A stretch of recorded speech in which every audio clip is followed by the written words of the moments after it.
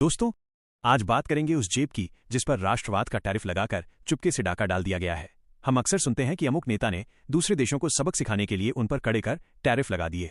सुनने में बड़ा सुखद लगता है कि चीन या मैक्सिको को झुका दिया गया, लेकिन क्या वाकई? अमेरिका के केंद्रीय बैंक यानी फेडरल रिजर्व और दिग्गज संस्था गोल्डमैन सैक्स की रिपोर्टें कुछ और ही कहानी कह रही हैं। रिपोर्ट बताती है कि इन टैरिफ का 90% बोझ उन देशों पर नहीं बल्कि खुद अमेरिका के आम उपभोक्ताओं और छोटी कंपनियों पर पड़ा है। ये एक ऐसा रिग्रेसिव टैक्स है जो अमीरों को नहीं चुभता, लेकिन गरीब और मध्यम वर्ग की थाली और दैनिक जरूरतों को महंगा कर देता है। सीधा सा गणित है, टैक्स सरहद पार वाले नहीं दे रहे बल्कि सामान खरीदने वाला आम नागरिक अपनी जेब से भर रहा है। अब मामला अमेरिकी सुप्रीम कोर्ट की दहलीज पर है। सवाल यह है कि क्या राष्ट्रपति के पास बिना संसद कांग्रेस की अनुमति के ऐसे टैक्स थोपने का अधिकार है? संविधान तो कहता है कि यह हक जनता के प्रतिनिधियों का है।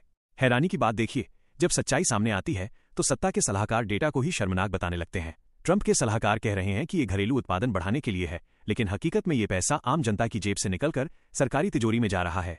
और विडंबना देखिए, अगर कल को अदालत इसे गलत मानकर पैसा वापस करने का आदेश दे भी दे तो वो पैसा उस आम आदमी को नहीं मिलेगा जिसने महंगी चीजें खरीदी, बल्कि उन बड़े आयातकों को मिलेगा जिन्होंने इसे भरा था। यानी घाटा आम आदमी का और मुनाफा फिर से रसूखदारों का। क्या लोकतंत्र में आर्थिक नीतियों का चेहरा इतना ही बेरहम होना चाहिए?